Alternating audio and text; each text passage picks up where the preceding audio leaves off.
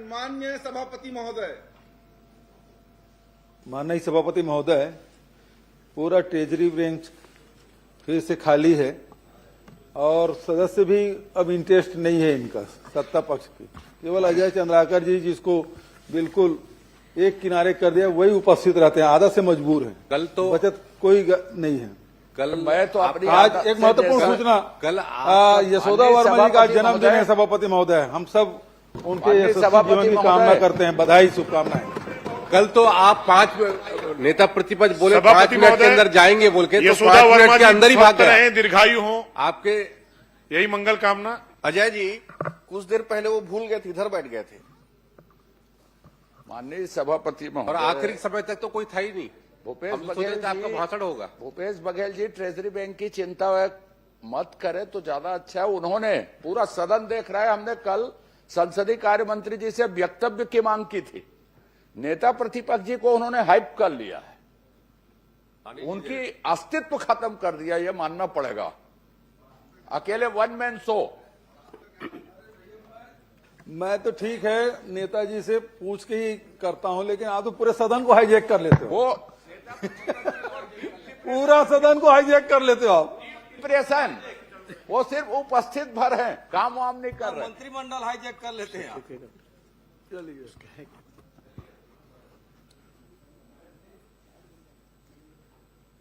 आप बोलोगे? मैं बोल रहा हूं। मैं श्री उमेश पटेल जी। माननीय सभापति महोदय, मेरा जो प्रश्न है इसमें माननीय मंत्री जी का जवाब आया है। मेरा पूरक प्रश्न इसमें यह है कि इस कार्य के लिए निविदा कितने बार लगी, कब कब लगी, और अगर एक से अधिक बार लगा है तो निरस्त करने का कारण क्या था? दूसरा और तीसरा कि अगर निविदा 2 बार हुआ है तो दोनों में क्या अंतर था? माननीय सभापति महोदय, जो जमहूरी का टेंडर हुआ, टेंडर 2 बार लगा। पहली बार टेंडर जो लगा वो 10/12/2025 को लगा, और दूसरी बार जो नया टेंडर लगा वो 23/12/2025 का। जो टेंडर रद्द किया गया उसका कारण ये रहा कि जब वो टेंडर था, जो पहला जो टेंडर निकला, चूंकि ये कार्यक्रम नेशनल लेवल का कार्यक्रम था, जो भारत स्काउट गाइड जो राज्य नेशनल हेडक्वार्टर ने जो हमको जो निविदा शर्त के हिसाब से उन्होंने जो एमयू हुआ उसके हिसाब से उसमें वो टेंडर बहुत कठोर और तकनीकी योग्य वाला था। जैसे कि पहला जो टेंडर था 3 वर्ष के अनुभव, न्यूनतम टर्नओवर 5 करोड़ का, कार्यावधि 5 दिन का था, प्रतिभागियों की संख्या 15,000, मूल्यांकन की पद्धति जो थी वो QCBS क्वालिटी कास्ट बेस्ड वो उसका मूल्यांकन पद्धति था, और तकनीकी जो और वित्तीय वेटेज जो अनुपात है 70/30 का था। बाद में जब स्थानीय वहां के लोगों ने, जब टेंडर पूरा हो गया, टेंडर खोलने के समय वहां के जो स्थानीय बहुत से लोगों ने जिला प्रशासन के समय, राज्य शासन के समक्ष मांग किया, इतना बड़ा आयोजन हो रहा है और इसमें इतना जो टर्म्स कंडीशन है, जिसमें टर्म्स कंडीशन में ये था कि प्रधानमंत्री के लेवल का कार्यक्रम का, केंद्रीय मंत्री के लेवल के कार्यक्रम का, मुख्यमंत्री और बड़े आयोजन के लेवल का कार्यक्रम है, उसमें तो लोकल कोई भी किसी प्रकार का वेंडर भाग नहीं ले पाएगा। तो उनका अनुरोध था कि ये टेंडर को रद्द करके थोड़ा सा उसको सरलीकृत किया जाए। सरलीकृत करने से जो ये स्थानीय लोगों को उसमें लाभ मिले, ऐसा उनका जब मांग आया तो उनके मांग पे हमने फिर से जो 23 तारीख को जो नया टेंडर किया, उस नई टेंडर को 23 को हमने लिया, जिसमें अनुभव की जो पुराना हो सकता 3 वर्ष का था उसको हमने 1 वर्ष किया। टर्नओवर तो वो सेम ही था, और बहुत सारे जो टर्म्स एंड कंडीशन थे, उसको हमने, जैसे कानूनी इकाई अधिकतम अंक पहले 20 था उसको 10 किए, टर्नओवर 20 को हमने 10 न्यूनतम अंक के हिसाब से किए, अनुभव को हमने 20 को 10 के हिसाब से किए, पूर्ण कार्य प्रदर्शन 20 को 10 के हिसाब से किए, मानव संसाधन उसमें पहले 10 था उसको हमने 6 किया, सकारात्मक नेटवर्क को 10 को हम 6 किए। पहले जो टेंडर था, टेंडर जो कुल अंक 100 में तकनीकी योग्यता के न्यूनतम अंक जो था 90 था। बाद में हमने जो दोबारा जो टेंडर वर्क किया उसमें कुल अंक 100 में तकनीकी योग्यता के लिए न्यूनतम अंक 52 किया। ऐसा 2 अलग। माननीय सभापति महोदय, माननीय मंत्री जी ने माना, ये मान रहे हैं वो कि पहले निविदा और दूसरे निविदा में डाउनग्रेड किया गया जितने टर्म्स एंड कंडीशन थे। पहले जैसे 3 साल को 1 साल कर दिया गया, वर्क एक्सपीरियंस को, बैंक गारंटी को 3 महीने से 1 महीने कर दिया गया, वार्षिक टर्नओवर को 5 से 3 कर दिया गया, जो भी उन्होंने माना, अभी डिटेल दिया उन्होंने।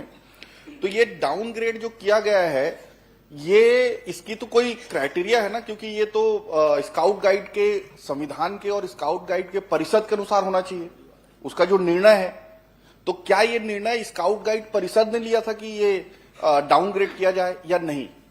माननीय सभापति महोदय, टेंडर के संबंध में आपको बता दूं, जब 14/11/2025 को Bharat scout guide national headquarter ने जब सहमति दी कि आगामी माह में रायपुर में या जहां छत्तीसगढ़ सरकार चाहे वहां बालोद में उन्होंने अपनी सहमति दी कि नेशनल लेवल का एक कार्यक्रम होना है।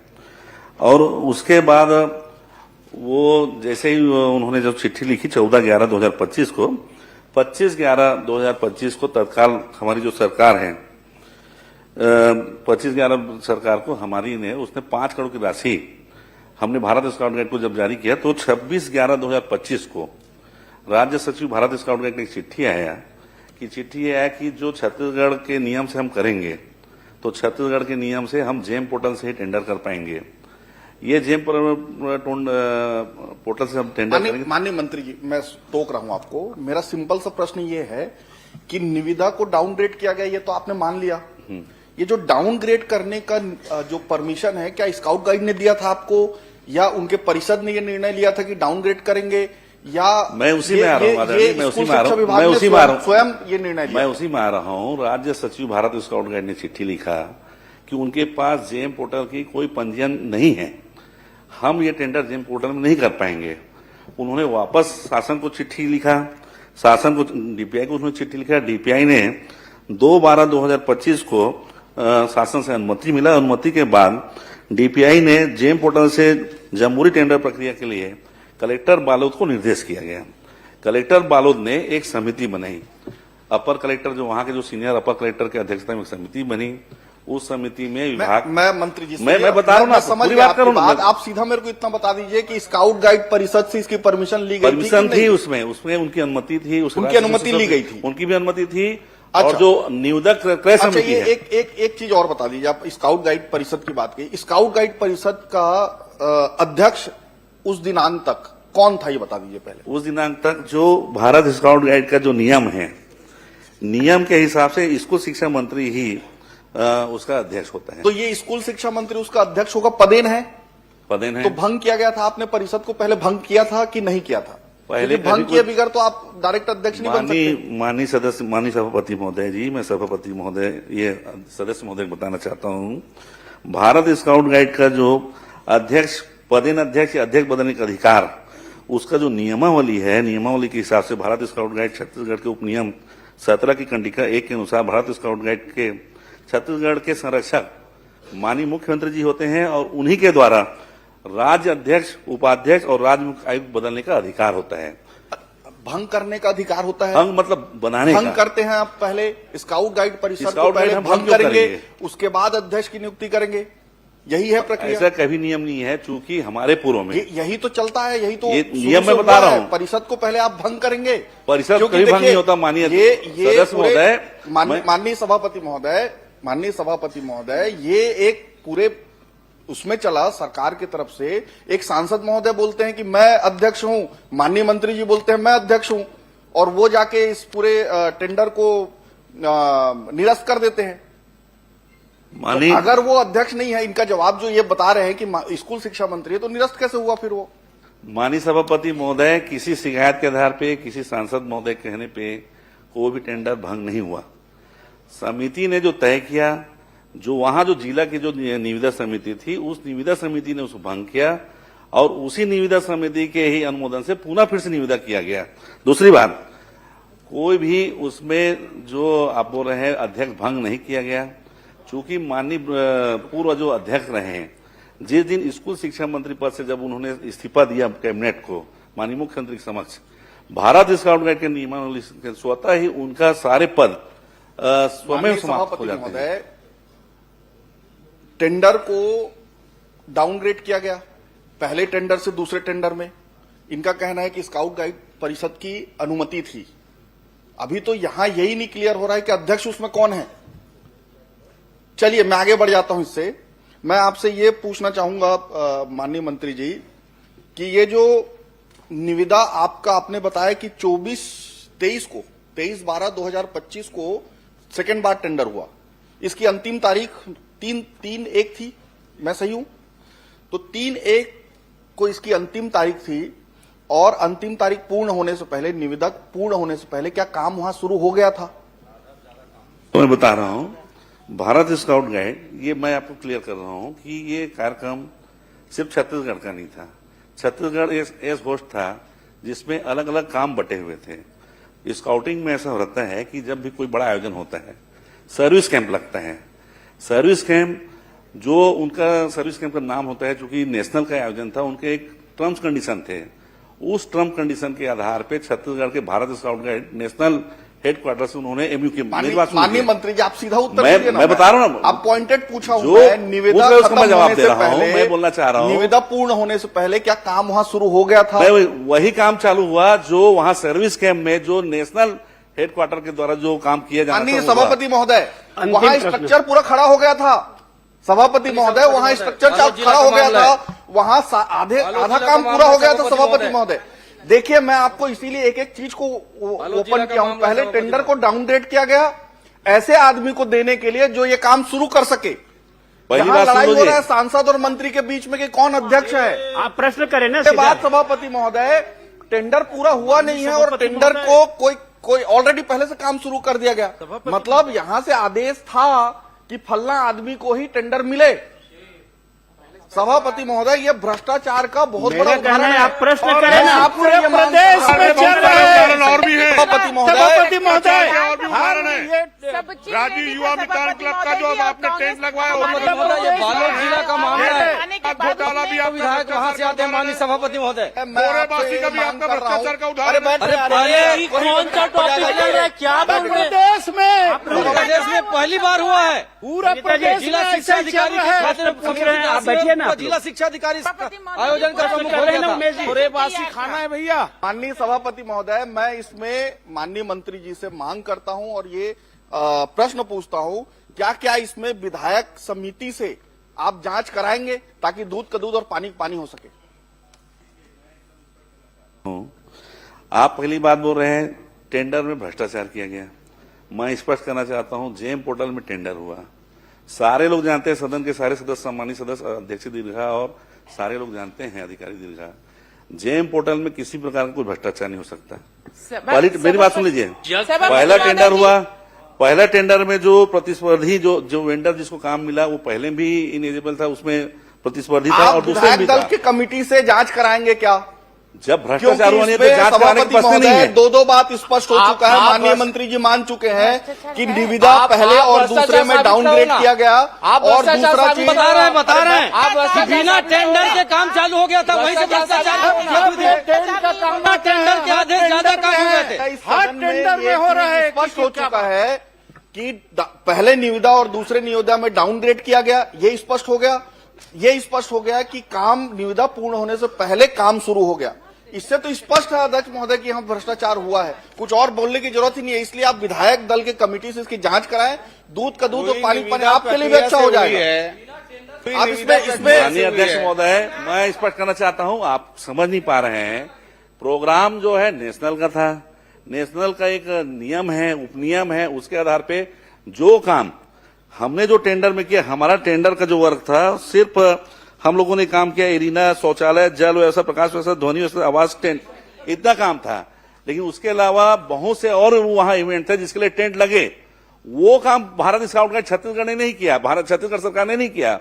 वो जो उनका 1 महीने पहले जिस दिन कैंप, माननीय सभापति महोदय बहुत स्पष्ट है। मैं सभापति महोदय, मैं स्पष्ट करना चाह रहा हूँ, आप 14 हुआ नहीं है, भ्रष्टाचार हुआ नहीं है। मैं बोल रहा हूँ, मान लीजिए 14/11 को मंत्री मान लीजिए आप कहते हैं कि भ्रष्टाचार नहीं हुआ है, ठीक है, आप विधायक दल के गठन कर दीजिए समिति का, वो दूध का दूध पानी का पानी हो जाएगा, आपके लिए भी अच्छा हो जाएगा। माननीय सभापति महोदय, और आप तो ये अपने आप के ऊपर 14 तारीख को अगर इस समिति का गठन आप नहीं करते हैं तो आप 14 तारीख को नेशनल अनुमति दिया और 4 दिसंबर से वहां सर्विस कैंप चालू हो गया।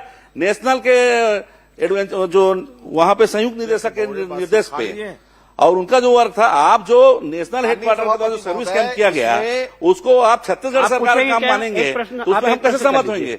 आप बैठिए। माननीय सभापति महोदय, मंत्री जी आज पहली बार जवाब दे रहे हैं, अच्छा जवाब दे रहे हैं, लेकिन थोड़ा साहस करने की जरूरत है। पहली बार इनके कार्यकाल में पहली बार जमहूरी हुआ और उसके कारण तो बदनाम हो गया पूरा छत्तीसगढ़। अरे बदनाम तो बोरेबासी दिवस में हुआ था, तब कोई नहीं बोलता। आप लोग को छत्तीसगढ़ के आंदोलन में भी तकलीफ है, आप लोग को बासी से तकलीफ है, आप लोग भ्रष्टाचार, आप लोग को बासी से तकलीफ है। वो भी चम्मच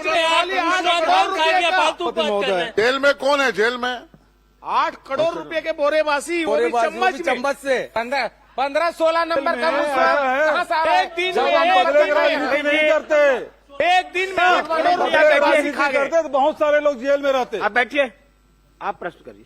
माननीय सभापति महोदय, पहली बात तो यह है कि कौन अध्यक्ष है, इसकी लड़ाई हुई और कोर्ट तक चला गया है, अभी भी कोर्ट में है। वो कौन अध्यक्ष है, इसकी लड़ाई अभी कोर्ट में चल रहा है, और इन्हीं के सांसद है, पूर्व मंत्री हैं, नंबर 1। नंबर 2, जो माननीय उमेश जी ने जो बात कही कि टेंडर 2 बार लगाया गया, डिग्रेड किया गया, और दूसरी बात यह है कि वो जो जिसको टेंडर दिया गया उसको कैसे मालूम कि उसको मिलने वाला है, वो पहले से कैसे काम कर लिया। और ये इनकी आदत सी हो गई सभापति महोदय। माननीय अरुण साहु जी बैठे हैं, पीडब्ल्यू मिनिस्टर, सुकमा में वैसे ही हुआ, आचार संहिता लगा है, टेंडर नहीं हुआ है, काम शुरू हो गया। महिला बाल विकास में भी ये हुआ। तो ये इनके प्रवृत्ति बन गई सभापति महोदय, इसे रोक लगाना जरूरी है, क्योंकि यदि रोक नहीं लगाएंगे तो फिर कोई नियम प्रक्रिया का कोई मतलब नहीं है।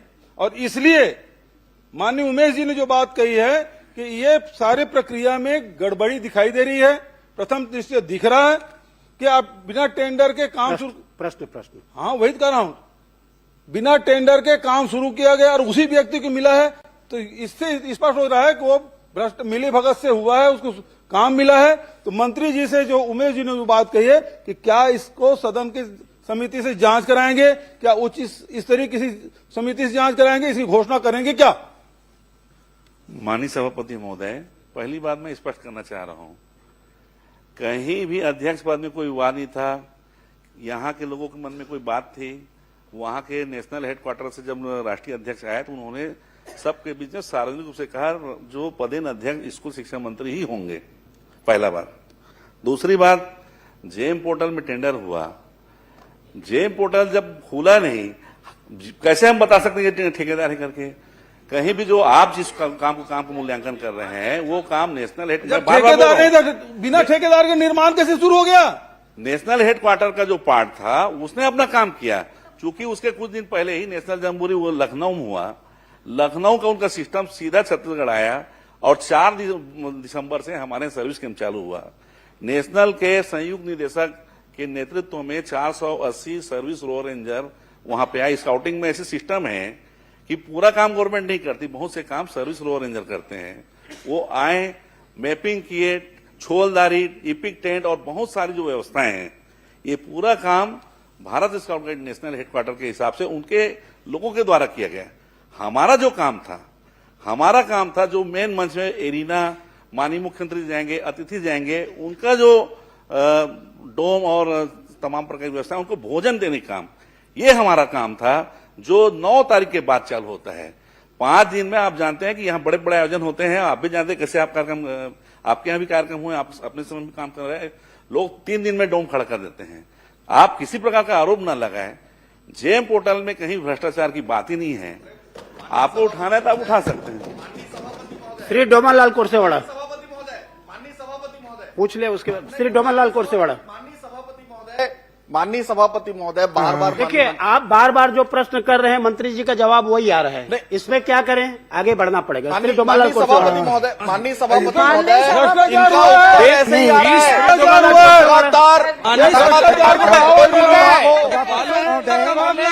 पहले टेंडर हुआ ही है, पैसे ये भ्रष्टाचार नहीं कर पाया। आधार पर मुझे नंबर आया के बाद मंत्री ने जो जांच समिति बनाई है उसे कब तक जांच पूर्ण करने का प्रयास सीमा भ्रष्टाचारी करना बंद करो, भ्रष्टाचारी करना बंद करो, बंद करो, बंद करो। सरकार ये वाले तरफ करो, भ्रष्टाचारी भ्रष्टाचारी बंद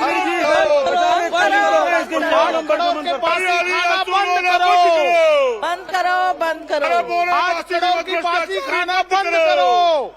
हेलो भेंट मुलाकात को सेट मुलाकात बताने वाले बंद करो, बंद करो, बंद करो।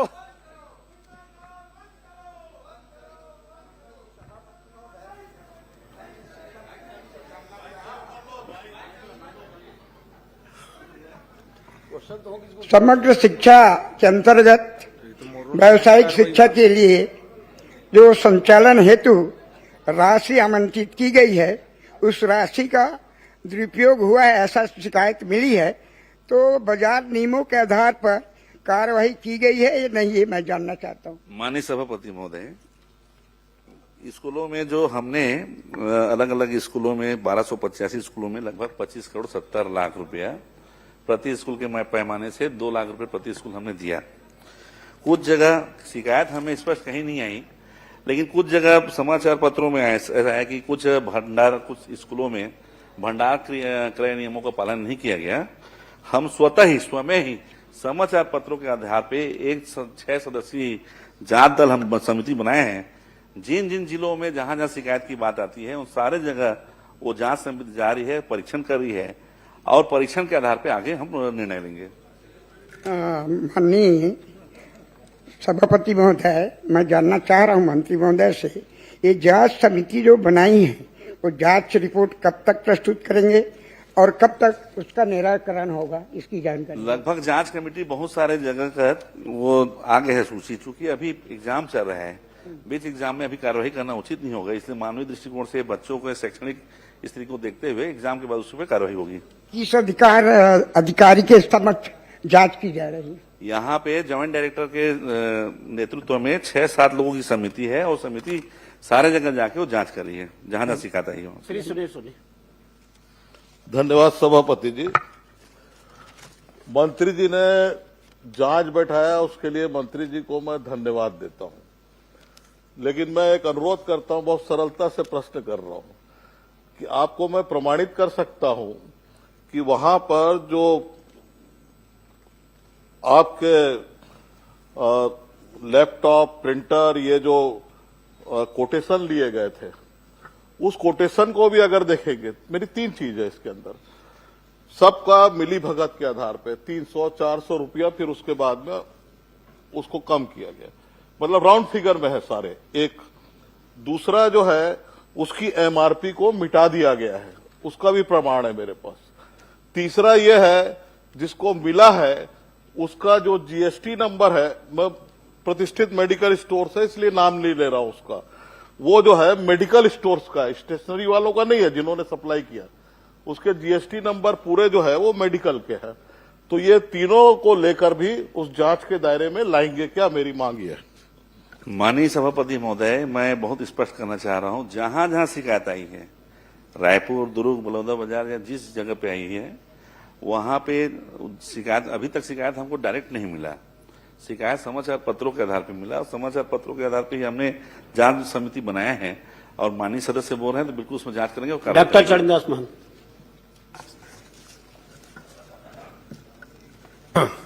सभापति जी, मैं 2 बहुत छोटे छोटे सवाल माननीय मंत्री जी से पूछना चाहता हूं। उन्होंने ये जवाब दिया है कि प्रदेश में कुल 403 स्वामी आत्मानंद अंग्रेजी माध्यम के स्कूल संचालित हैं। ठीक है मंत्री जी, संशोधन तो नहीं करना है ना?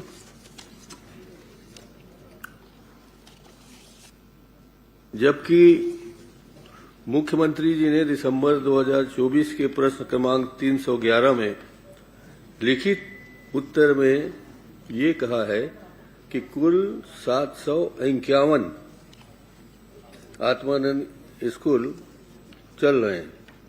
तो मुझे पहले बता दीजिए कि आपका दिया हुआ आंकड़ा सही है कि मुख्यमंत्री जी का आंकड़ा दिया हुआ सही है? माननीय सभापति महोदय, दोनों आंकड़ा सही है। अंग्रेजी के विद्यालय 403 अंग्रेजी माध्यम है और 348 हिंदी माध्यम है। कुल मिला के 751 स्वामी आत्मानंद उत्कृष्ट विद्यालय भी संचालित है। ये बता दीजिए कि प्री प्राइमरी स्कूल की कक्षाएं कितने स्कूलों में चल रही है और कितने में बंद कर दी गई? अभी टोटल हम 54 स्कूलों में 54 स्कूल में प्री प्राइमरी स्कूल अभी चल रहा है। ये अंग्रेजी की हिंदी है? ये अंग्रेजी में ही है। अच्छा, आप लोग क्या प्री प्राइमरी स्कूल के जो लगे हुए शिक्षक हैं उनको अलग करने जा रहे हैं, निकालने वाले हैं? अभी फिलहाल तक तो निकालने के लिए कोई ऐसा आदेश निर्देश नहीं दिया गया है, लेकिन चूंकि ये जो प्रदेश में टोटल हमारा 38,333 स्कूलों में मात्र 54 स्कूल ऐसे हैं जहां प्री प्राइमरी और KG1 KG2 क्लासेस चल रही है। और हम लोग चूंकि वो पूर्व में आपके गवर्नमेंट में वो जारी हुआ था, लेकिन विधि उसको फाइनेंस डिपार्टमेंट से पर्टिकुलर उनको अनुमति नहीं मिल पाया। स्थानीय व्यवस्था से वो स्कूल संचालन करने की बात कही गई थी और जिन जिन स्कूलों में व्यवस्था है वहां तो चल रही है और जहां नहीं व्यवस्था हो पा रही है उन स्थानों पे अभी ये स्कूल को जब नया सत्र आएगा, जो बच्चे एक बार एडमिशन हो गए वो तो चलेंगे, लेकिन नया सत्र आने के बाद जैसे बाकी आत्मानंद स्कूल चलते हैं वैसे ही ये भी स्कूल संचालित होंगे।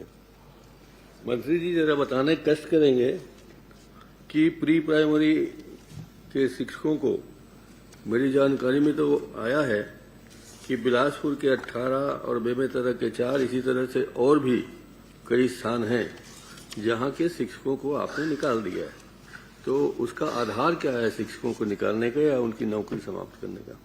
आदरणीय सभापति महोदय, जो टोटल आत्मानंद स्कूल हैं वो आत्मानंद स्कूल जो प्री प्राइमरी जो स्कूल हैं वो सबको स्थानीय कलेक्टर के माध्यम से वो DMF की राशि या अन्यत्र उनके जो सोर्स हैं रिसोर्सेज के आधार पर चलाने के लिए मौखिक रूप से कहा गया था। पैसे का दिक्कत जहां जहां जहां DMF का भी नियम बदल गया है, जहां नियम बदल गया है तो वहां ऐसा बोला जा रहा है कि अभी जो बच्चे आ गए हैं उनको कंप्लीट करने दीजिए, पढ़ाई कंप्लीट कर दीजिए, नए बच्चों का आप एडमिशन ना ले और उनको जैसे बाकी आत्मानंद स्कूल चलते हैं उसी पैटर्न में चलने दें। अच्छा, आपकी सरकार ने बाल वाटिका स्कूल खोलने का निर्णय लिया है ना? बाल वाटिका स्कूल खोलने का निर्णय आपकी सरकार ने ले लिया है ना कि विचाराधीन है? ये जो बालवाड़ी है, चूंकि अभी नई शिक्षा नीति है उस पर अभी चलेगा बालवाड़ी। लगभग 11,000 बालवाड़ी खोलने का प्लान हमारी सरकार का भी तय है। नहीं, मैं बालवाड़ी नहीं पूछ रहा हूँ, बाल वाटिका। वही मैं भी तो वही बोल रहा हूँ, बाल वाटिका बालवाड़ी एक ही है। अच्छा, तो इस बाल वाटिका के आपके शुरू हो जाने के बाद क्या इनको आत्मानंद स्कूलों से संचालित कराएंगे, उन्हीं के अंदर रहेगा कि आपने अलग से बाल वाटिका चलाने? भाई, स्कूल संचालन सिर्फ आत्मानंद ही स्कूल नहीं है। आत्मानंद के अलावा अतिरिक्त हमारे पास लगभग 38,000 और स्कूल हैं, तो हम तो सभी स्कूल में चले उसी चिंता करेंगे। इससे बाल वाटिका से और आत्मानंद स्कूल से कोई संबंध नहीं रहेगा? कोई संबंध नहीं रहेगा। धन्यवाद, बढ़ जाइए। माननीय सभापति, इसी में एक सवाल है। आत्मानंद स्कूल में जितने भी अंग्रेजी माध्यम के हैं, अभी वर्तमान में जो नियुक्ति की गई जो प्राचार्य के पद है वो हिंदी माध्यम के हैं।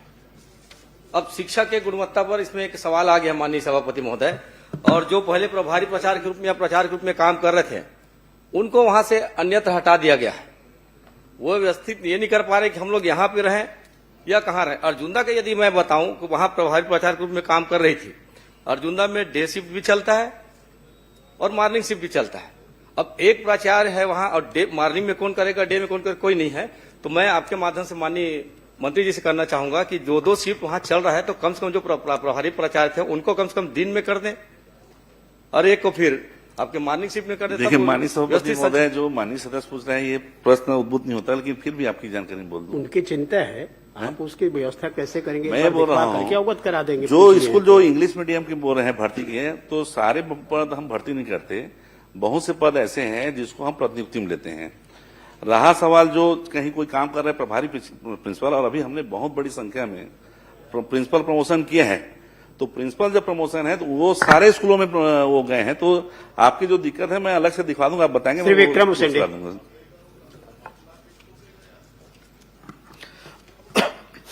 माननीय सभापति महोदय, मैं कांकेर जिले के ये पखांजूर बांदे इरपानार कोरेनार तक करीबन ये 96 किलोमीटर सड़क का निर्माण के साथ साथ वहां पुल पुलियों का निर्माण की बात मैंने पूछी थी।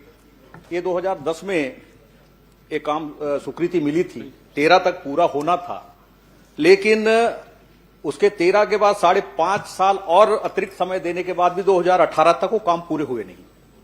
तो माननीय, मैं उप मुख्यमंत्री जी से जानना चाहूंगा कि ये पुल करीबन 11 जो 60 साल पहले बन चुके हैं और जीर्ण शीर्ण अवस्था में है, कभी भी वो दुर्घटना होती रहती आए दिन, उनका निर्माण कब तक होगा। दूसरी बात में प्रश्न मूल ये था कि इन 11 स्थान जहां पर हमेशा सकरा होने के साथ साथ बहुत डैमेज हो गए हैं और वहां रेलिंग भी नहीं है, तो वहां पर हमेशा दुर्घटनाएं होती हैं। आपके विभाग के माध्यम से अधिकारियों ने कहा वहां कोई दुर्घटना नहीं हो रही है, क्या इस बारे में आप थोड़ा स्पष्ट करेंगे, बताएंगे?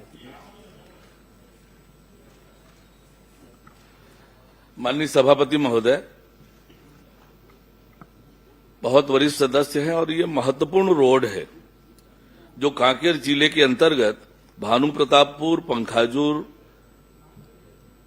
केवटी, पंखाजूर, बांदे, इरपानार मार्ग है, जिसकी स्वीकृति 31/3/2010 को हुई थी भारत सरकार के सड़क एवं परिवहन राजमार्ग मंत्रालय से। बाद में पुनरीक्षित स्वीकृति हुई और 9/2/2011 को कार्य आदेश जारी किया गया। ये सही है कि 28 माह की अवधि 8/6/2013 तक इस सड़क का काम पूरा करना चाहिए था। इस मार्ग में 91.600 किलोमीटर की चौड़ीकरण मजबूतीकरण का काम और 134 नग पुल पुलियों के निर्माण की स्वीकृति थी। ठेकेदार ने 91.5 किलोमीटर सड़क का चौड़ीकरण और मजबूतीकरण का काम किया।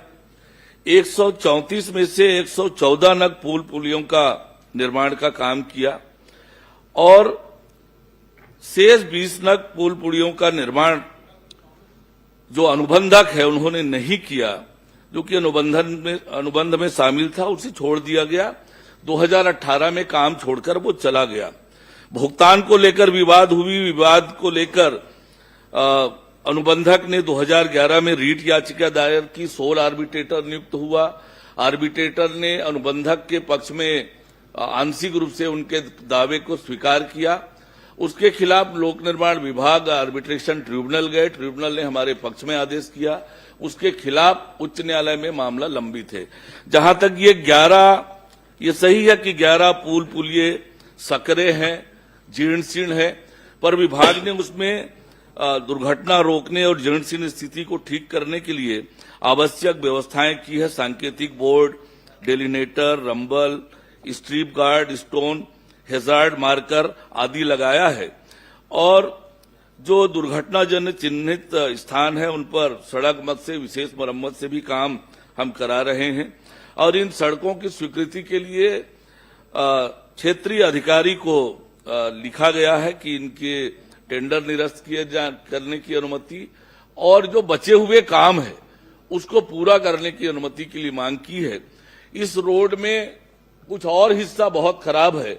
माननीय मुख्यमंत्री जी ने उसके निर्माण की घोषणा की है, बजट में शामिल है और प्रशासनिक स्वीकृति की प्रक्रियाधीन है। ये महत्वपूर्ण रोड है। 2 और नए ब्रिज हमने राज्य मद से स्वीकृत किए थे, बड़ा ब्रिज, उसमें से एक का काम उम्मीद करते हैं कि अप्रैल तक पूरा हो जाएगा और दूसरे पुल का काम जो है वो प्रशासकीय स्वीकृति के प्रक्रियाधीन है और जैसे ही होगा, हमारी भी चिंता है। मैं इस बात को जानता हूं कि यह बहुत महत्वपूर्ण रोड है। इस रोड को लेकर हमारी चिंता है और हम लगातार प्रयास कर रहे हैं कि ये रोड समय पर पूरा हो, अच्छे से बन जाए। माननीय सभापति महोदय, मैंने एक प्रश्न उसमें पूछा था कि ये जो 11 पुल पुलिया बहुत संकीर्ण है, 60 साल पहले बन चुके थे, जहां नीचे वहां पर कहना चाहिए उनके छड़ वगैरह में कभी भी बड़ी दुर्घटना हो सकती है। लेकिन आपके जवाब में मैंने पूछा था कोई दुर्घटना वहां हो रही थी, विभाग से आ गया जी नहीं, कहीं कोई हुआ नहीं। क्या अभी तक कोई दुर्घटना नहीं हुई है कि उस स्थानों में? मैंने इस बात को स्पष्ट रूप से कहा है सभापति महोदय कि ये सही है कि वो दुर्घटना की संभावना बनी रहती है और उसको रोकने के लिए विभाग ने आवश्यक जो उपाय हो सकते हैं वो किए हैं। विभाग के जानकारों के अनुसार से जो रिपोर्ट है उसके हिसाब से कोई दुर्घटना हुई नहीं है, फिर भी हम सावधानी बरत रहे हैं। घुमावदार है, टर्निंग है, सकरा है, जीर्ण शीर्ण भी है, इस बात को स्वीकार कर रहे हैं। इसीलिए निर्माण की स्वीकृति भी हुई है। अनुबंधक चला गया इसलिए निर्माण में विलंब हुआ है। अब वो कोशिश कर रहे हैं कि जल्दी से उसकी फिर से स्वीकृति मिल जाए। राज्य मत से भी हमने चिंता करके 2 नए ब्रिज स्वीकृत किए हैं, जिसका एक का काम अप्रैल में पूरा होने की संभावना है, दूसरे की प्रशासकीय स्वीकृति की प्रक्रिया चल रही है। मैंने पहले ही स्वीकार किया कि हमारा महत्वपूर्ण रोड है, इस रोड को लेकर हमारी चिंता है। माननीय मुख्यमंत्री जी ने घोषणा की है पंखाजुर में जब गए थे कार्यक्रम में, और उसको लेकर बजट में शामिल है और प्रशासकीय स्वीकृति की प्रक्रिया चल रही है। माननीय सभापति महोदय, चूंकि मैंने ये जानकारी मैं देना चाहूंगा, चूंकि मैं चाहूं तो पूरी एक घटनाएं जो हुई है लगातार वहां पर आपके 77/2 PV 39 माने परलकोट विलेज 39 जो सड़क है वहां पर 5 घटनाएं हो चुकी हैं। 39 में एक पुलिया नगर पंचायत लेखापाल मोटरसाइकिल से नीचे गिर गए 20 नवंबर 2017। एक छोटा हाथी वाहन 30 अप्रैल 25 को एक्सीडेंट हुआ। एक पिकअप वाहन गिरा, वाहन चालक परिचालक बाल बच्चे 11 नवंबर 25। एक ट्रक चालक गिर गया, उनके बेटी की शादी 18 दिसंबर 25। एक स्कॉर्पियो वाहन बुरी तरह क्षतिग्रस्त हो गया 29 अप्रैल 25। एक इस प्रकार से लगातार 5 घटना वहां पर हुई। उसके साथ 90/4 किलोमीटर PV 79 वहां पर बाइक के साथ 2 लोगों की मृत्यु हुई। और उसके साथ साथ 2 लोग ये घटना घटी 21 दिसंबर 24 और 28 सितंबर 24। तो लगातार वहां पर दुर्घटना हो रही है, लेकिन विभाग के उत्तर में कुछ नहीं हो रहा है। इस टाइप का जवाब आना ये बिल्कुल ठीक नहीं है। कुल मिला के विभाग के अधिकारी कम से कम ध्यान देना चाहिए। इतनी घटनाएं वहां पर घट रही हैं, दुर्घटनाएं हो रही हैं, और पूरे मेरे पास प्रिंट मीडिया की अखबार भी हैं, कब कब घटना हुई है, और इलेक्ट्रॉनिक चैनल में भी कब कब इनका बयान है, पूरी मेरे पास है। आप ना बैठ करके प्रश्नकाल के बाद में बैठ करके और पूरा बता देंगे तो मंत्री जी उसको क्या उपाय हो सकता है देख लेंगे। बैठ करके नहीं, गलत जानकारी दिया गया है, घटना नहीं हुई इसके बारे में कब लिखित उत्तर में आ गया है। चाहो तो मैं इसके लिए मैं पटल में रख देता हूं पूरी घटना के बारे में। तो ये गलत जानकारी देना ठीक बात नहीं है। घटना को इंकार नहीं कर रहे हैं, मंत्री जी बोल रहे हैं कि टेंडर की उसकी प्रक्रिया है और बाकी उसको सब कर रहे हैं। मैं बोला और भी जो जानकारी है तो उपलब्ध करा देंगे तो सभापति महोदय, ये लगातार हो रहा है सभापति महोदय। नहीं माननीय, हर विधायक आपको यही शिकायत कर रहा है कि जानकारी सही नहीं आ रही है। आपकी तरफ से प्रताड़ित करना चाहिए सभापति महोदय मंत्रियों को कि क्यों ऐसा हो रहा है। लगातार गलत जवाब आ रहा है। मैं उसमें मेरा मूल प्रश्न था, क्या इन पुल पुलियों पर सकरा के साथ एक दुर्घटना इन स्थल पर हुई है? मैं प्रश्न में था इस पर, हुई है तो उसको स्वीकार करना चाहिए थे, कहने का मतलब। और उसमें नहीं हुई है, मेरे को जो जानकारी है मैं भी पता लगा है, नीचे के अधिकारी भेजे थे, घटनाएं हुई हैं, लेकिन ऊपर इस तरह आने वाली नहीं हुई है, इस टाइप आ गया। मैं भी जानकारी ले रहा था अंदर से, तो कुल मिला के इनको दिखवाई इस प्रकार के। इसमें तो मैं पूरी मेरे पास जानकारी चाहता हूं, मैं पटल में पूरी इस जानकारी को रख सकता हूं, पूरी एक मेरे पास जानकारी है। ठीक है मंत्री जी, मैं आपके ध्यान में ला रहा हूं, विक्रम जी जिस बात का उल्लेख कर रहे हैं, एक तो अभी जो टेंडर हो रहा है उसमें इतने रेट में कम चले जा रहे हैं, और उसके टेंडर ओपन होने के बाद में एग्रीमेंट नहीं कर रहे हैं। जो एग्रीमेंट कर रहे हैं वो काम छोड़ देते हैं। मुझे ऐसा लगता है कुछ ऐसा प्रयास होना चाहिए कि उसको छत्तीसगढ़ से बाकी काम से भी बैकलिस्टेड करना चाहिए, कि जिससे समय में काम पूरा हो सके। नहीं तो ये जिस प्रकार से अनावश्यक ये जो प्रयास कर रहे हैं, तो इतना प्रयास जो विधायक और जो माननीय सदस्य करते हैं वो विफल हो जाता है। तो थोड़ा उसमें आप विक्रम जी इसी बात की चिंता कर रहे हैं। जी जी बिल्कुल, संधि के निर्देश का पालन होगा। जहां तक दुर्घटनाओं की बात है, विभाग ने थाने से जानकारी ली है, थाने से यह जानकारी आई है कि कोई दुर्घटना नहीं हुई है, पर आपने कहा है, आपकी बात को भी मैं इंक्वायर नहीं करता हूं, निश्चित रूप से उसकी हमारी चिंता है। क्या है, मैंने इस बात को स्वीकार किया है कि वो दुर्घटना जनित संभावना बनी रहती है। सभापति महोदय भी 8 साल से ज्यादा का समय हो गया, हम बड़ा कोई श्री दुर्घटना रोहित हो साहू जी। पुलों के हो उसके पहले उसका कुछ हो रहा नहीं। बरसात में नीचे बहुत सड़क जीर्णशीर्ण अवस्था में है, कभी भी बड़ी घटनाएं हो सकती हैं पुलों के नीचे दबने से। सभापति महोदय, निश्चित रूप से मैंने पहले शुरू से स्वीकार किया है कि यह महत्वपूर्ण रोड है और इसके लिए लगातार प्रयास कर रहे हैं। श्री रोहित साहू जी। बहुत बहुत धन्यवाद सभापति महोदय। मेरा प्रश्न है माननीय उप मुख्यमंत्री जी का, लोक निर्माण विभाग का। महोदय, यह बताने की कृपा करेंगे कि लोक निर्माण विभाग अंतर्गत रख रखाव मेंटेनेंस मद में वर्षवार कितनी राशि आवंटित की गई है, ये जानकारी मेरे द्वारा मांगी गई थी और 2023 से 25-26 तक की जानकारी देने की या बताने की कृपा करेंगे माननीय महोदय। यही मेरी जानकारी है, प्रश्न है।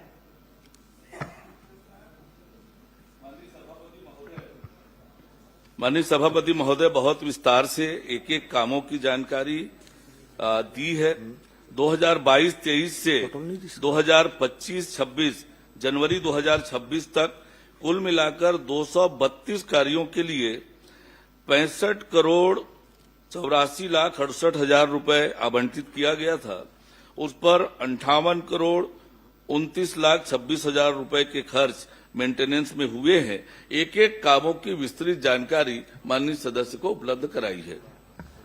जी माननीय महोदय, मैं बहुत धन्यवाद देता हूं। पूरी जानकारी तो आया है मेरे पास, लेकिन मेरी एक विशेष धन्यवाद भी देना चाहूंगा माननीय उप मुख्यमंत्री जी को, सभापति महोदय, जिसके माध्यम से हमारी छत्तीसगढ़ में माननीय विष्णुदेव जी की सरकार में, सुशासन की सरकार में आज इतनी बड़ी बड़ी स्वीकृति राजिम विधानसभा क्षेत्र को मिला है।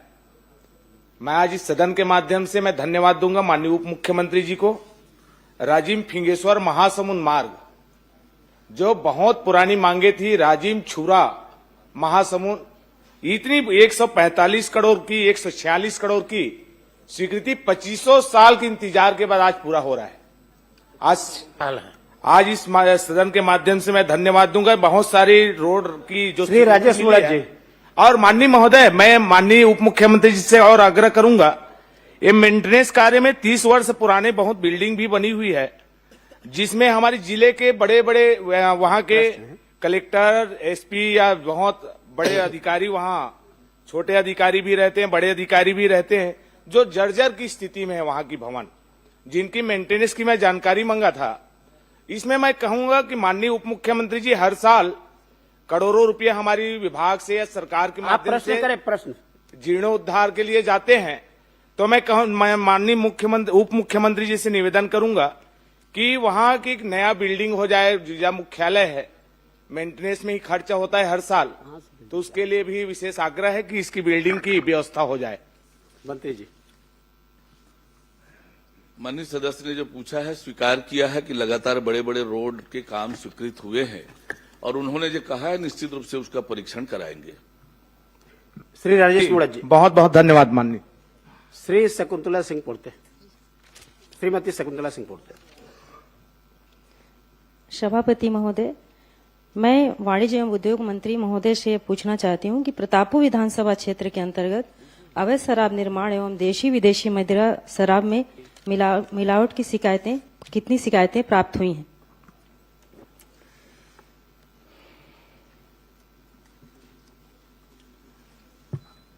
माननीय सभापति महोदय, प्रतापपुर विधानसभा में देखो, आप लोग बोलते हो कि मंत्री जी नहीं बोल देते हैं, जवाब नहीं देते हैं। मंत्री जी ने स्वीकार किया है, जी हां। आप धन्यवाद दीजिए उनको। माननीय सभापति महोदय, आबकारी विभाग में प्रतापपुर विधानसभा में 3 वर्षों में आबकारी विभाग को शिकायत मिला, जिसमें 40 शिकायतें पर कार्रवाई की गई है। साथ ही साथ पुलिस विभाग को 197 शिकायत मिला। अब 197 के 97 शिकायत पर कार्रवाई की गई है और सभी को न्यायालय में प्रस्तुत कर दिया गया है। माननीय मंत्री महोदय जी, 197 शिकायतें प्राप्त होना ये बहुत चिंता का विषय है और इसे रोकने के लिए आपके तरफ से क्या क्या तैयारियां की गई हैं जिससे अवैध शराब और मिलावटी शराब पे रोक के लिए कदम उठाए जा सके। मिलावटी शराब का भी शिकायत आया था माननीय सभापति महोदय, और जो प्लेसमेंट कर्मचारी हैं जिनको दोषी पाया गया सभी के सभी को जेल दाखिल कर दिया गया है और उनको नौकरी से बर्खास्त भी कर दिया गया और सभी को जेल दाखिल कर दिया गया है। माननीय सभापति महोदय, माननीय सभापति महोदय, मैं ये कहना चाह रही हूँ कि जेल दाखिल किया गया है ये पूरी तरह से सही नहीं है और आप इसे रोकने के लिए क्या उपाय करेंगे ये मैं पूछना चाह रही हूँ। और भट्टी खोलवा देंगे। आप लोग ना बोलें, 2000 करोड़ का घोटाला हुआ था शराब का।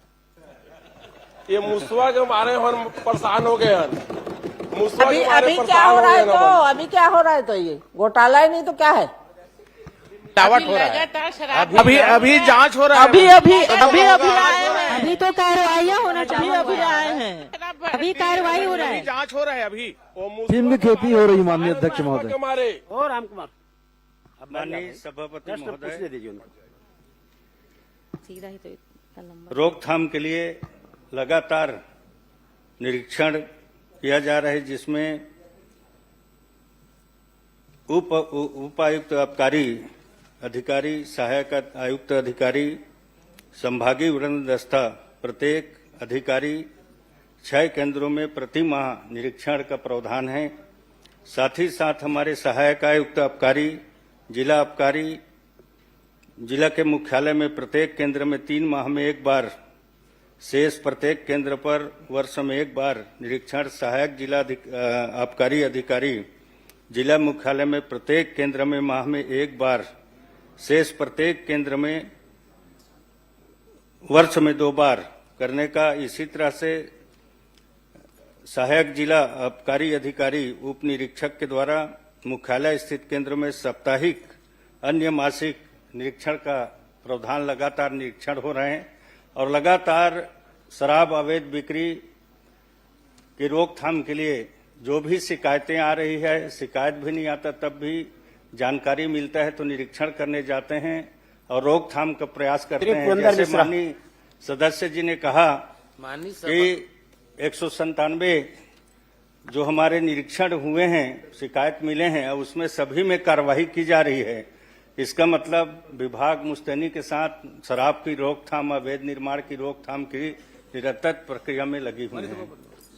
प्रतापपुर विधानसभा, माननीय सभापति महोदय, प्रतापपुर विधानसभा मध्य प्रदेश और उत्तर प्रदेश की सीमा से लगा हुआ है, जहां से लगातार बहुत सारे रेक्टिफाइड और स्प्रिट और अवैध शराब की आने की खबरें हैं। मैं चाहती हूं कि एक ठोस कदम उठाया जाए जिससे इसे मेरे विधानसभा क्षेत्र को बहुत सहयोग मिले। मैं मंत्री जी से विशेष इस पे सहयोग की अपेक्षा करती हूं। मंत्री जी ने टोल फ्री नंबर भी बताया है और ऐप भी बताया है। मेरा विधानसभा आदिवासी बाहुल्य क्षेत्र है जहां लगभग 15 गांवों में टावर नहीं है, तो ये समस्याएं बनी हुई हैं। मैं आग्रह करना चाहती हूं कि कोई विशेष कड़ी कार्यवाही या ठोस कदम का आश्वासन दीजिए। आप एक प्रश्न कर लीजिए, उसके बाद जवाब। माननीय सभापति महोदय, माननीय शकुंतला जी ने जो पहली बार चुन के आई हैं और कहा कि हम लोग शराब में बोलने का अधिकार नहीं है, आप लोग तो चुप रहे हैं। 2000 करोड़ का घोटाला, तो आपको जानकारी दे दूं, वो 32 मैं आपसे आग्रह ये करना चाहूंगा मैं प्रश्न कर रहा हूं। नहीं, मैं प्रश्न कर रहा हूं। आप प्रश्न करें मंत्री जी से, शकुंतला से प्रश्न मत करें। हाँ, मैं वो बोला उसी कर रहा हूं मैं। वो किसी में 3400, किसी में 4000 करोड़ हो गया, वो चल ही रहा आंकड़ा, पता नहीं कितने तक जाएगा। नहीं, आप प्रश्न मंत्री से करें। मैं आपको बता रहा हूं, प्रश्न नहीं कर रहा हूं। मंत्री जी, जो पिछले शासनकाल में जो घोटाला हुआ है और जिसकी जांच हो रही है, उसमें रिकवरी के लिए कितने लोगों को नोटिस दिए हैं और उसमें क्या कार्रवाई की है आप?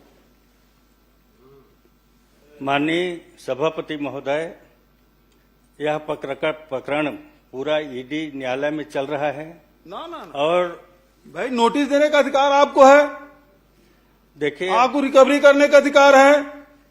कितने लोगों को नोटिस दिए, कितना रिकवरी हुआ है और नहीं किए तो क्यों नहीं किए?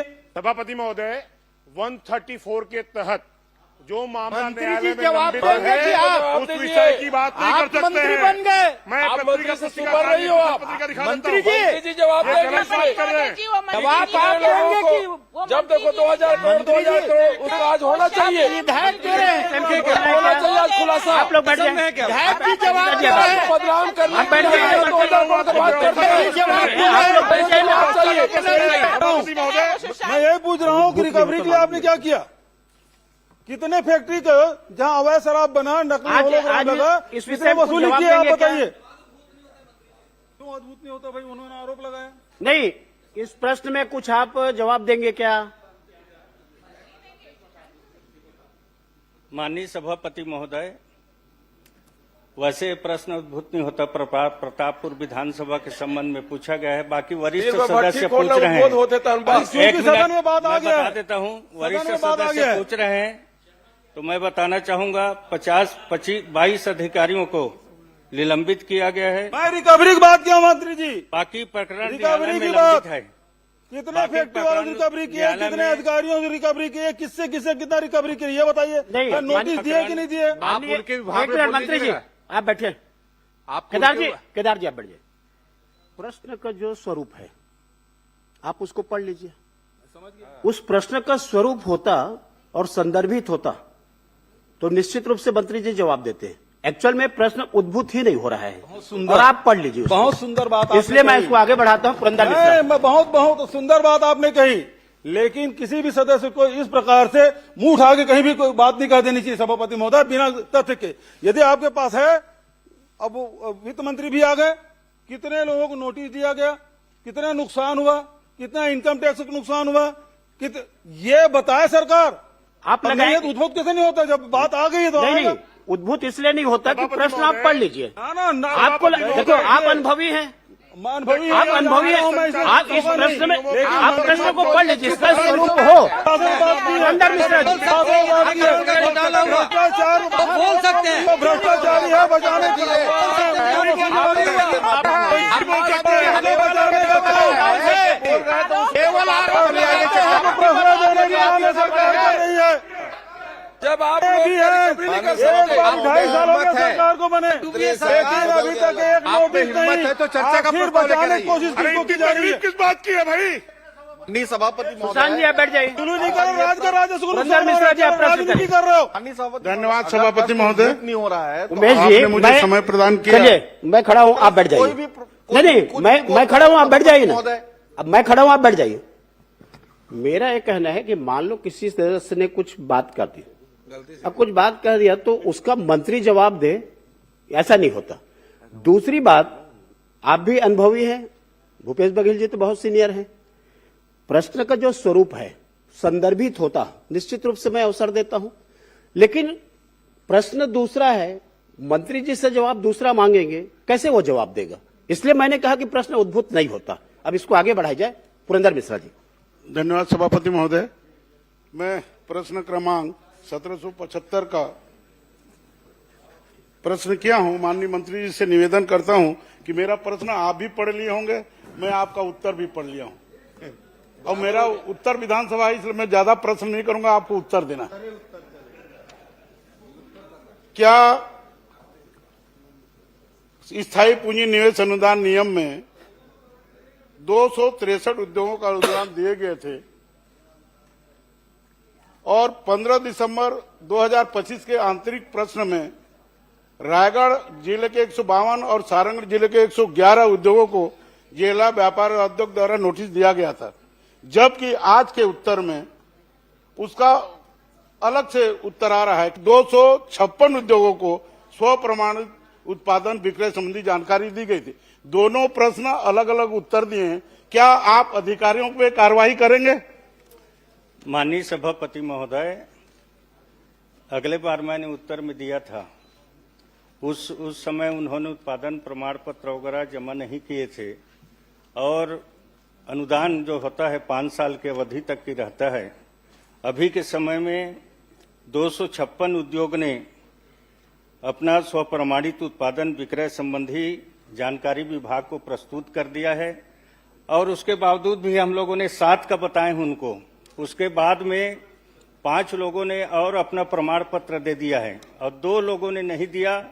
उसका रिकवरी का हम लोगों ने कलेक्टर को पत्र लिख दिए हैं, जो प्रावधान है उनके अंतर्गत वसूली के लिए। और जो भी अनुदान डेढ़ से अनुदान प्राप्त करता है और काम शुरू नहीं करता है, समय सीमा खत्म हो जाता है, तो उस अनुदान का वसूली करने का भी प्रावधान है और 12% ब्याज की दर से वसूली करने का प्रावधान है। सभापति महोदय, क्या ये अनुदान की राशि 5 वर्ष के बाद भी वसूली किया जाता है या कागजात लिया जाता है? मंत्री जी बताने की कृपा करेंगे।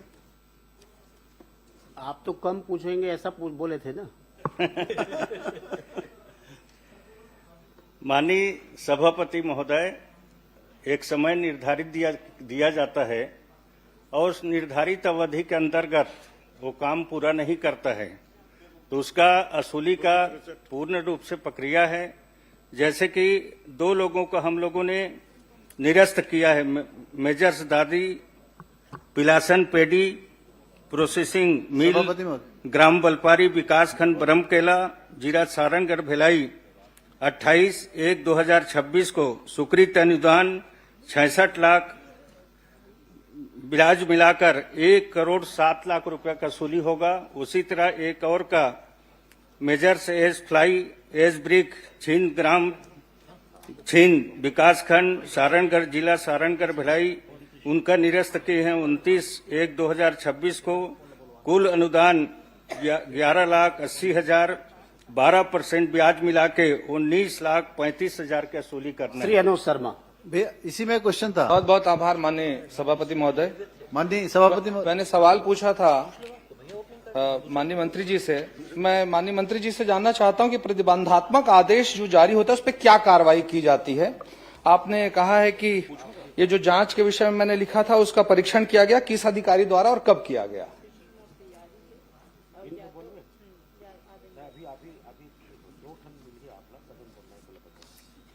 माननीय सभापति महोदय, जो माननीय सदस्य 3 महीना के अंतराल में जांच की पूछ रहे हैं, उसमें 23 प्रकरण दर्ज किए गए हैं। बहुत ज्यादा जांच हम लोगों ने किया है और जो अधिकारी के नाम पूछ रहे हैं, मैं अधिकारी को भी का नाम बताना चाहता हूं कि हमारे माननीय सभापति महोदय, मैंने पूछा कि प्रतिबंधात्मक कार्रवाई में जब आदेश जारी होता तो क्या कार्रवाई करते हैं और बाद में जब कंप्लायंसेस पूरे कर दिए गए तो फिर किसने जांच की? बस मैंने 2 लाइन का पॉइंटेड क्वेश्चन है मेरा। माननीय सभापति महोदय, जो प्रतिबंधात्मक आदेश जारी करते हैं तो हमारा औद्योगिक सुरक्षा स्वास्थ्य के अधिकारी रहते हैं।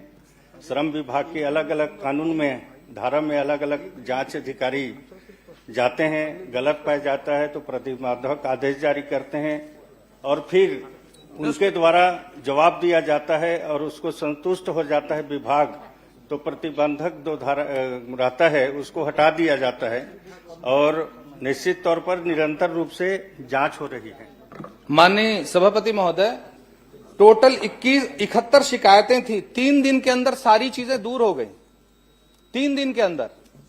और प्रतिबंधात्मक आदेश में लिखा है कि पल्वराइज्ड कोल इंजेक्शन संयंत्र पर किए जा रहे कार्य को तत्काल प्रभाव से आगामी आदेश तक रोकने का निर्देश देता हूं। 1 सेकंड के लिए भी नहीं रोका गया माननीय सभापति महोदय। इसके बाद मैं जब माननीय मंत्री जी से सवाल पूछता हूं तो मंत्री जी कहते हैं कि आप लिख कर दे दीजिए, उस समय हो रहा, मैं इसीलिए बोल रहा हूं, लिख कर दे दीजिए, जांच करा देंगे। ये 2025 का चिट्ठी लिखा हुआ, आज तक इसका जवाब आपके विभाग ने नहीं दिया। माननीय मंत्री जी, आप तो कह देते हैं आपके अधिकारी मुझे कोई जवाब नहीं देते हैं। ये डबल इंजन है। आप क्या मेरी मौजूदगी में जांच कराएंगे? बस इतना बस चाहता हूं। माननीय सभापति महोदय, वहां के शिकायत में निश्चित तौर पर जांच हुआ है। पहले बाबूलाल, क्या आप हम लोगों की जनप्रतिनिधियों की उपस्थिति में आप जांच कराएंगे? समय कम है माननीय मंत्री जी। ऐसा जांच कराने का प्रावधान नहीं है कि किसी जनप्रतिनिधि को हम लेकर जांच अधिकारियों के साथ में जाएं। हम इंजन में कैसे जांच होगा? कैसे नहीं? डबल इंजन में जांच जनप्रतिनिधि है। डब्बा बदले जाता डब्बा बदलेगा हमें बहुत सारे ऐसे उदाहरण मिलेंगे, लेकिन अब मंत्री जी तो ऐसा ना कलेक्टर को भी आदेश नहीं दे सकते कि काम करने का। पत्रों का पटल पर रखा जाना। हो गए। श्री श्याम बिहारी जायसवाल जी। माननीय सभापति महोदय, मैं